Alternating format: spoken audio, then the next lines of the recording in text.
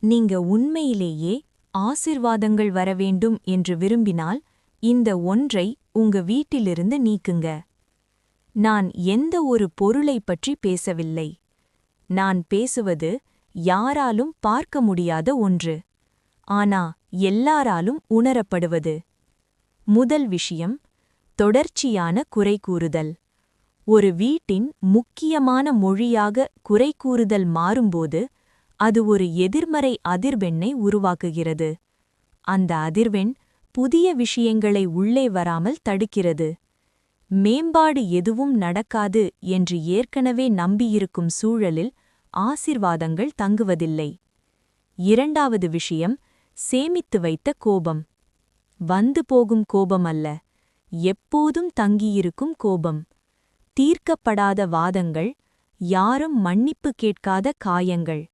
இந்த கோபம் அந்த வீட்டின் சுவர்களுக்குள் தங்கியிருந்தால் அது ஒரு சூழலை உருவாக்கும். அதை எந்த உடல் சுத்தமும் நீக்க முடியாது.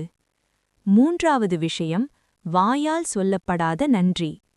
ஒரு வீட்டில் இருப்பவர்கள் இல்லாததை மட்டும் பேசிக்கொண்டே இருந்தால், இருப்பதற்காக ஒருபோதும் நன்றி சொல்லாமல் இருந்தால், அந்த சூழல் எதுவும் போதாது என்று கற்றுக்கொள்கிறது.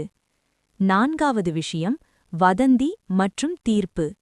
ஒரு வீட்டின் முக்கியமான பேச்சு மற்றவர்களின் வாழ்க்கையைப் பற்றியதாக இருந்தால் அந்த வீட்டின் ஆற்றல் வெளியில் செல்கிறது.